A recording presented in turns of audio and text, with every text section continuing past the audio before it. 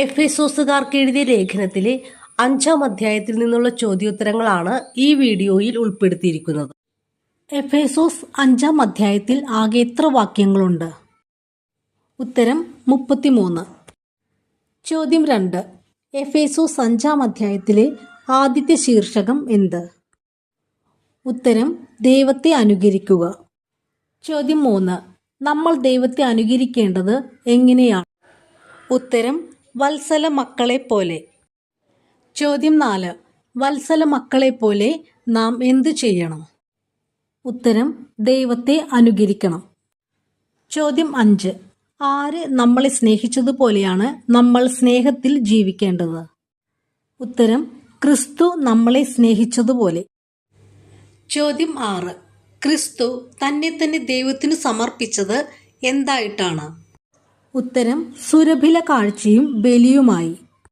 ചോദ്യം 7. ക്രിസ്തു സുരഭില കാഴ്ചയും ബലിയുമായി തന്നെ സമർപ്പിച്ചത് ആർക്കു വേണ്ടിയാണ്? ഉത്തരം നമുക്ക് വേണ്ടി. ചോദ്യം 8. എഫേസോസ് 5:2 സമാനമായ ബൈബിൾ വാക്യം. ഉത്തരം പുറപ്പാട് 29:18, എസെക്കിയേൽ 20:41. ചോദ്യം 9. നിങ്ങളുടെ ഇടയിൽ എന്തിൻ്റെ പേര് പോലും കേൾക്കരുതെന്നാണ് പൗലോസ്ലീഹ പറയുന്നത്? ഉത്തരം വ്യഭിചാരത്തിൻ്റെയും യാതൊരുവിധ അശുദ്ധിയുടെയും അത്യാഗ്രഹത്തിൻ്റെയും. ചോദ്യം 10. ആർക്ക് യോഗ്യമായ രീതിയിൽ വർത്തിക്കാനാണ് പറയുന്നത്? ഉത്തരം വിശുദ്ധർക്ക്. ചോദ്യം 11. നമുക്ക് യോജിച്ചതല്ലാത്തത് എന്തെല്ലാമാണ്?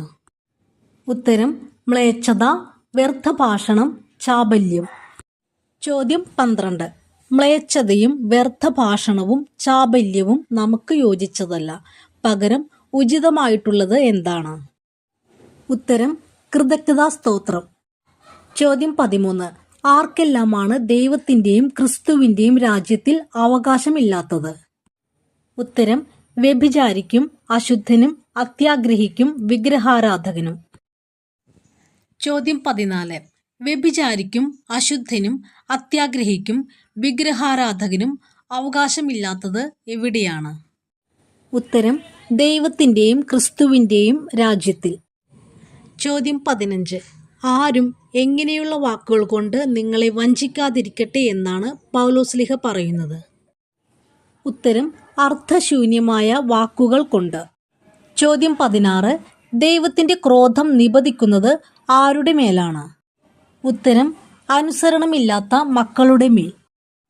ചോദ്യം 17. അനുസരണമില്ലാത്ത മക്കളുടെ മേൽ നിബദിക്കുന്നത് എന്താണ്? ഉത്തരം ദൈവത്തിൻ്റെ ക്രോധം. ചോദ്യം 18. അനുസരണമില്ലാത്ത മക്കളുടെ മേൽ ദൈവത്തിൻ്റെ ക്രോധം നിബദിക്കുന്നത് എന്തു മൂലമാണ്? ഉത്തരം അർത്ഥശൂന്യമായ വാക്കുകൾ മൂലം. ചോദ്യം 19. ആരുമായിട്ടാണ് സമ്പർക്കം പാടില്ലാത്തത്? ഉത്തരം അനുസരണമില്ലാത്ത മക്കളുമായി. ചോദ്യം 20. അനുസരണമില്ലാത്ത മക്കളുമായി സമ്പർക്കമരുതെന്ന് പറയുന്നത് എന്തുകൊണ്ടാണ്? ഉത്തരം അവരുടെ മേൽ ദൈവകോപം നിബദിക്കുന്നതുകൊണ്ട്. ചോദ്യം 21. ഒരിക്കൽ അന്ധകാരമായിരുന്ന നിങ്ങൾ ഇന്ന് എന്തായിരിക്കുന്നു? ഉത്തരം കർത്താവിൽ പ്രകാശമായിരിക്കുന്നു. ചോദ്യം 22. നമ്മൾ എന്തിൻ്റെ മക്കളെ പോലെയാണ് വർത്തിക്കേണ്ടത്? ഉത്തരം പ്രകാശത്തിൻ്റെ മക്കളെ പോലെ. ചോദ്യം 23. എന്തിലെല്ലാമാണ് പ്രകാശത്തിൻ്റെ ഫലം പ്രത്യക്ഷപ്പെടുന്നത്? ഉത്തരം സകല നന്മയിലും നീതിയിലും സത്യത്തിലും. ചോദ്യം 24. എന്തിനെയാണ് കുറ്റപ്പെടുത്തേണ്ടത്? ഉത്തരം അന്ധകാരത്തിൻ്റെ നിഷ്ഫലമായ പ്രവർത്തനങ്ങളെ. ചോദ്യം 25. നമ്മൾ വിവേചിച്ചറിയേണ്ടത് എന്താണ്? ഉത്തരം കർത്താവിന് പ്രസാദകരമായിട്ടുള്ളവ. ചോദ്യം 26. പൂരിപ്പിക്കുക. ഡാഷ് എല്ലാം പ്രശോഭിക്കും. ഉത്തരം പ്രകാശിതമായവയെല്ലാം. ചോദ്യം 27. എന്തിൽ പങ്കുചേരരുത് എന്നാണ് പറയുന്നത്? ഉത്തരം അന്ധകാരത്തിൻ്റെ നിഷ്ഫലമായ പ്രവർത്തനങ്ങളിൽ. ചോദ്യം 28. പൂരിപ്പിക്കുക. ഇങ്ങനെ പ്രശോഭിക്കുന്നതെല്ലാം ഡാഷ് ആണ്. ഉത്തരം പ്രകാശമാണ്. ചോദ്യം 29. എഫേസോസ് 5:14 സമാനമായ വാക്യം. ഉത്തരം ഏശയ്യ 26:19, ഏശയ്യ 60:1. ചോദ്യം 30. അവർ രഹസ്യമായി ചെയ്യുന്ന പ്രവൃത്തികളെക്കുറിച്ച് സംസാരിക്കുന്നത് പോലും ലജ്ജാവഹമത്രേ. ആര് രഹസ്യമായി ചെയ്യുന്ന പ്രവൃത്തികളെക്കുറിച്ചാണ് ഇവിടെ പ്രതിപാദിക്കുന്നത്? ഉത്തരം അന്ധകാരത്തിന്റെ നിഷ്ഫലമായ പ്രവൃത്തികളിൽ പങ്കുചേരുന്നവരുടെ. ചോദ്യം 31. പൂരിപ്പിക്കുക. ഉറങ്ങുന്നവനെ ഉണരുക, മരിച്ചവരിൽ നിന്ന് എഴുന്നേൽക്കുക, ഡാഷ് നിന്റെ മേൽ പ്രകാശിക്കും. ഉത്തരം ക്രിസ്തു. ചോദ്യം 32. ഉറങ്ങുന്നവനെ ഉണരുക, മരിച്ചവരിൽ നിന്ന് എഴുന്നേൽക്കുക, ക്രിസ്തു നിന്റെ മേൽ പ്രകാശിക്കും. ഇപ്രകാരം പറയപ്പെട്ടിരിക്കുന്നത് കൊണ്ട് എങ്ങനെ ജീവിക്കാൻ ശ്രദ്ധിക്കുവിനെന്നാണ് പറയുന്നത്? ഉത്തരം അവിവേകികളെ പോലെ ആകാതെ വിവേകികളെ പോലെ ജീവിക്കാൻ. ചോദ്യം 33. ഇപ്പോൾ തിന്മയുടെ ദിനങ്ങളാണ്, അതുകൊണ്ട് എന്താണ് പൂർണ്ണമായും പ്രയോജനപ്പെടുത്തേണ്ടത്? ഉത്തരം നിങ്ങളുടെ സമയം. ചോദ്യം 34. ഭോഷന്മാരാകാതെ നാം മനസ്സിലാക്കേണ്ടത് എന്താണ്? ഉത്തരം കർത്താവിൻ്റെ അഭീഷ്ടം. ചോദ്യം 35. നിങ്ങൾ വീഞ്ഞു കുടിച്ച് ഉന്മത്തരാകരുതെന്ന് പറയുന്നത് എന്തുകൊണ്ടാണ്? ഉത്തരം അതിൽ ദുരാസക്തിയുണ്ട്. ചോദ്യം 36. നിങ്ങൾ വീഞ്ഞു കുടിച്ച് ഉന്മത്തരാകരുത്, മറിച്ച് എന്ത് ചെയ്യണം? ഉത്തരം ആത്മാവിനാൽ പൂരിതമാകണം. ചോദ്യം 37. ആത്മാവിനാൽ പൂരിതരായി നാം പരസ്പരം സംഭാഷണം ചെയ്യേണ്ടത് എങ്ങനെയാണ്? ഉത്തരം സങ്കീർത്തനങ്ങളാലും ഗാനങ്ങളാലും ആത്മീയ ഗീതങ്ങളാലും. ചോദ്യം 38. പൂർണ്ണ ഹൃദയത്തോടെ കർത്താവിനെ പ്രകീർത്തിക്കേണ്ടത് എങ്ങനെയാണ്? ഉത്തരം ഗാനാലാപങ്ങളാൽ. ചോദ്യം 39. എപ്പോഴും എല്ലാറ്റിനും വേണ്ടി പിതാവായ ദൈവത്തിന് കൃതജ്ഞത അർപ്പിക്കേണ്ടത് ആരുടെ നാമത്തിലാണ്? ഉത്തരം നമ്മുടെ കർത്താവായ യേശുക്രിസ്തുവിൻ്റെ നാമത്തിൽ. ചോദ്യം 40. നമ്മൾ പരസ്പരം വിധേയരായിരിക്കേണ്ടത് എന്തിനെ പ്രതിയാണ്? ഉത്തരം ക്രിസ്തുവിനോടുള്ള ബഹുമാനത്തെ പ്രതി. ചോദ്യം 41. എഫേസോസ് 5-ാം അധ്യായത്തിലെ 2-ാമത്തെ തലക്കെട്ട് എന്ത്? ഉത്തരം ഭാര്യ ഭർത്താക്കന്മാർ. ചോദ്യം 42. ഭാര്യമാർ ഭർത്താവിന് വിധേയരായിരിക്കേണ്ടത് ആർക്ക് എന്ന പോലെയാണ്? ഉത്തരം കർത്താവിന് എന്ന പോലെ.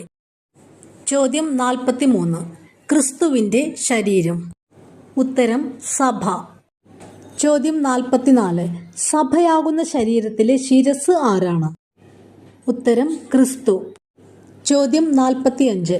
ഭാര്യയുടെ ശിരസ് ആരാണ്? ഉത്തരം ഭർത്താവ്. ചോദ്യം 46.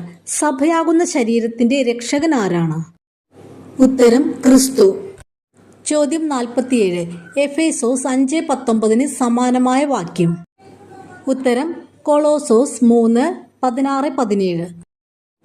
ചോദ്യം 48. എഫേസോസ് 5:23 സമാനമായ വാക്യം. ഉത്തരം 1 കോറിന്തോസ് 11:3. ചോദ്യം 49. സഭ വിധേയ ആയിരിക്കുന്നത് ആർക്കാണ്? ഉത്തരം ക്രിസ്തുവിന്. ചോദ്യം 50. ഭാര്യമാർ എല്ലാ കാര്യങ്ങളിലും ഭർത്താക്കന്മാർക്ക് വിധേയരായിരിക്കേണ്ടത് എന്തുപോലെയാണ്? ഉത്തരം സഭ ക്രിസ്തുവിന് വിധേയ ആയിരിക്കുന്നത് പോലെ. ചോദ്യം 51. ഭാര്യമാർ ഭർത്താക്കന്മാർക്ക് വിധേയരായിരിക്കേണ്ടത് ഏത് കാര്യത്തിലാണ്? ഉത്തരം എല്ലാ കാര്യങ്ങളിലും. ചോദ്യം 52. സഭയെ വിശുദ്ധീകരിക്കാൻ വേണ്ടി ക്രിസ്തു എന്താണ് ചെയ്തത്? ഉത്തരം തന്നെ സമർപ്പിച്ചു. ചോദ്യം 53. ഭർത്താക്കന്മാർ ഭാര്യമാരെ സ്നേഹിക്കേണ്ടത് എപ്രകാരമാണ്? ഉത്തരം ക്രിസ്തു സഭയെ സ്നേഹിക്കുകയും അവളെ വിശുദ്ധീകരിക്കാൻ വേണ്ടി തന്നെ സമർപ്പിക്കുകയും ചെയ്തതുപോലെ. ചോദ്യം 54. ക്രിസ്തു സഭയെ വിശുദ്ധീകരിക്കുന്നതിന് എന്തെല്ലാമാണ് ചെയ്തത്? ഉത്തരം ജലം കൊണ്ടു കഴുകി വചനത്താൽ വെണ്മയുള്ളതാക്കി. ചോദ്യം 55. ക്രിസ്തു സഭയെ വെണ്മയുള്ളതാക്കിയത് എന്തിനാലാണ്? ഉത്തരം വചനത്താൽ. ചോദ്യം 56. സഭയെ കറയോ ചുളിവോ മറ്റു കുറവുകളോ ഇല്ലാത്ത മഹത്വപൂർണയായി തനിക്കു തന്നെ പ്രതിഷ്ഠിക്കുന്നതിനും അവൾ കളങ്കരഹിതയും പരിശുദ്ധയുമായിരിക്കുന്നതിനും വേണ്ടി ക്രിസ്തു എന്താണ് ചെയ്തത്? ഉത്തരം: ജലം കൊണ്ടു കഴുകി വചനത്താൽ വെണ്മയുള്ളതാക്കി. ചോദ്യം 57. പൂരിപ്പിക്കുക. ഭാര്യയെ സ്നേഹിക്കുന്നവൻ ഡാഷ് തന്നെയാണ് സ്നേഹിക്കുന്നത്. ഉത്തരം: തന്നെ തന്നെ. ചോദ്യം 58. ആര് ആരെയാണ് സ്വന്തം ശരീരത്തെ എന്ന പോലെ സ്നേഹിക്കേണ്ടത്? ഉത്തരം: ഭർത്താക്കന്മാർ ഭാര്യമാരെ. ചോദ്യം 59. ഭാര്യയെ സ്നേഹിക്കുന്നവൻ ആരെ തന്നെയാണ് സ്നേഹിക്കുന്നത്? ഉത്തരം: തന്നെ തന്നെ. ചോദ്യം 60. ആരും ഒരിക്കലും വെറുക്കാത്തത് എന്തിനെയാണ്? ഉത്തരം: സ്വന്തം ശരീരത്തെ.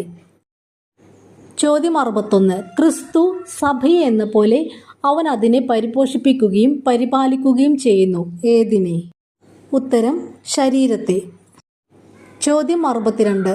നാം അവൻ്റെ ശരീരത്തിൻ്റെ അവയവങ്ങളാണ്. ആരുടെ? ഉത്തരം: ക്രിസ്തുവിൻ്റെ. ചോദ്യം 63. ഇത് ഒരു വലിയ രഹസ്യമാണ്. ഏത്? ഉത്തരം: പുരുഷൻ പിതാവിനെയും മാതാവിനെയും വിട്ട് ഭാര്യയോട് ചേരും, അവർ രണ്ടുപേരും ഒന്നാവുകയും ചെയ്യും. ചോദ്യം 64. എഫേസോസ് 5:31 സമാനമായ ബൈബിൾ വാക്യങ്ങൾ ഏതെല്ലാം? ഉത്തരം: ഉൽപ്പത്തി 2:24, മത്തായി 19:5.